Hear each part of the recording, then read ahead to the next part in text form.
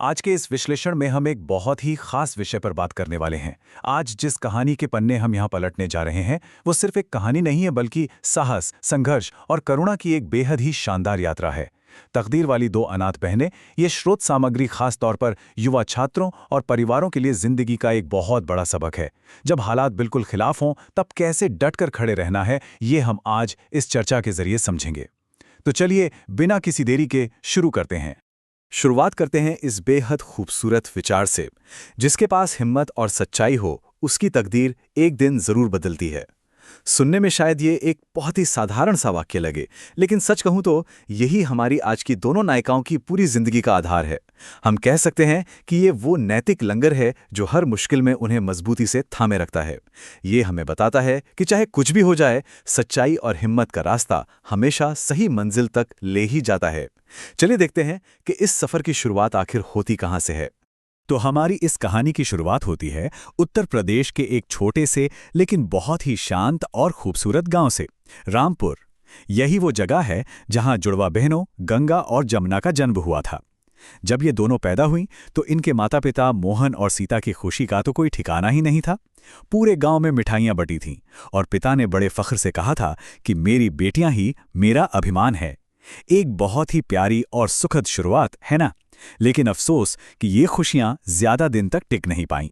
अब देखिए, जिंदगी हमेशा एक जैसी तो रहती नहीं।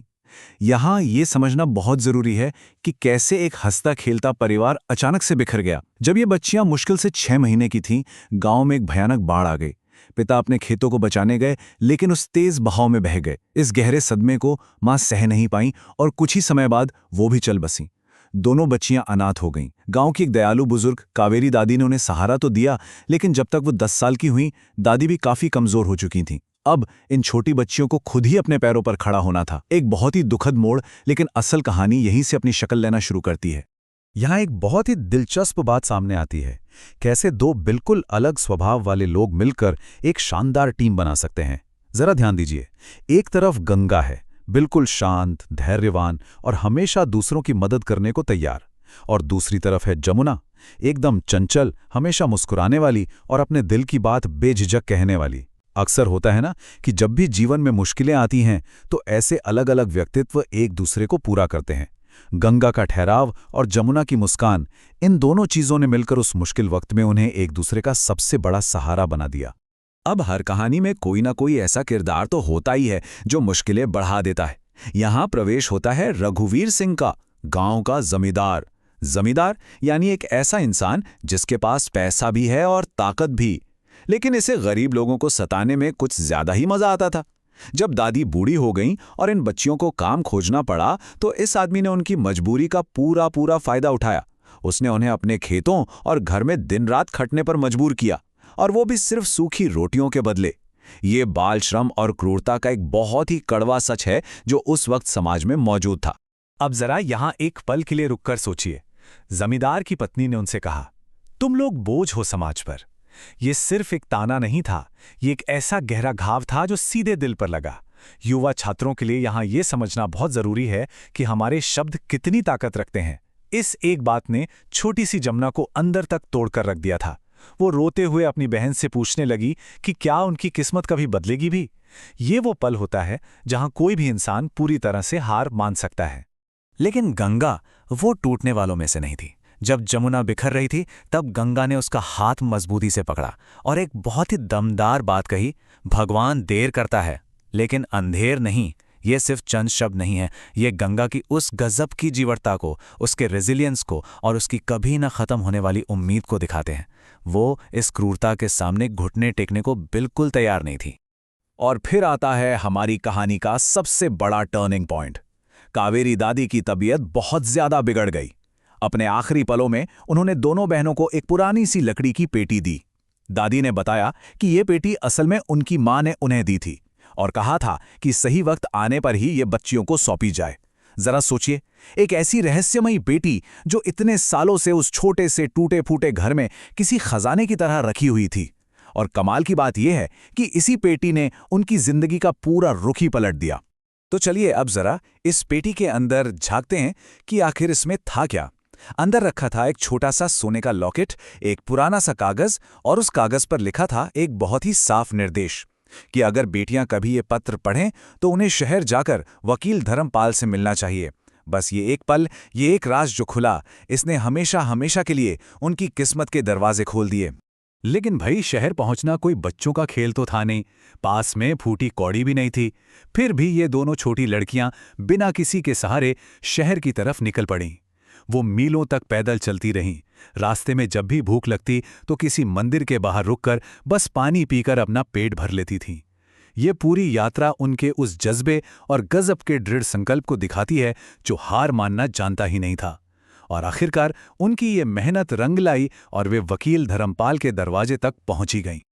अब इसके बाद जो हुआ वो किसी चमत्कार से बिल्कुल भी कम नहीं था। जैसे ही वकील ने वो लॉकेट देखा, उसकी आंखों से आंसू छलक पड़े। उसने एक ऐसा सच बताया जिसने सब कुछ बदल कर रख दिया। पता है क्या? उनके पिता मोहन ने उस खौफनाक बाढ़ के आने से काफी पहले ही शहर में कुछ जमीन खरीद ली थी और अपनी बेटियों के लिए एक अच्छी खासी संपत्ति सुरक्षित कर दी थी। मतलब जो पिता उन्हें बचपन में ही छोड़ गया था, उसने असल में उनका भविष्य पहले से ही संवार दिया था। ये राज खुलना सचमुच एक बहुत ही सुखद और जीत का एहसास कराने वाला पल था। आइए अब इस बात पर थोड़ी गहराई से गौर करते हैं कि उन्होंने इस नई नवेली संपत्ति का किया क्या। उन्होंने सिर्फ अपने लिए कोई ऐशो आराम की जिंदगी नहीं चुनी, उन्होंने जमकर पढ़ाई की। गंगा ने डॉक्टर बनने का फैसला किया क्योंकि उसने बचपन से ही गरीबी में लोगों को तड़पते और मरते देखा था। उसने अपने उसी गांव में एक मुफ्त अस्पताल खोला। और दूसरी तरफ जमुना, जिसे सिलाई का बड़ा शौक था, वो एक शानदार डिजाइनर बनी। उसने गरीब महिलाओं के लिए एक सिलाई केंद्र शुरू किया। कमाल देखिए, उन्होंने अपनी शिक्षा और अपने हुनर का इस्तेमाल उसी गांव को ऊपर उठाने के लिए किया जिसने कभी उन्हें पूरी तरह से नकार दिया था। ये वाकई में बहुत प्रेरणादायक है। और फिर वक्त का पहिया देखिए कैसे घूमता है। ये वही जमींदार रघुवीर सिंह हैं जिसने कभी उन्हें सूखी रोटियों के लिए दिन रात रुलाया था, ताने मारे थे। आज वो खुद बहुत बीमार था और सबसे बड़ी बात, उसके अपने ही परिवार ने उसे मरने के लिए छोड़ दिया था। वो पूरी तरह लाचार होकर उसी गंगा के अस्पताल में इलाज के लिए लाया गया। ये जिंदगी का कितना अजीब उलटफेर है ना। वो इंसान जो कभी अपनी ताकत और घमंड में अंधा हो चुका था, आज उन्हीं अनाथ लड़कियों के सामने अपनी जिंदगी की भीख मांग रहा था।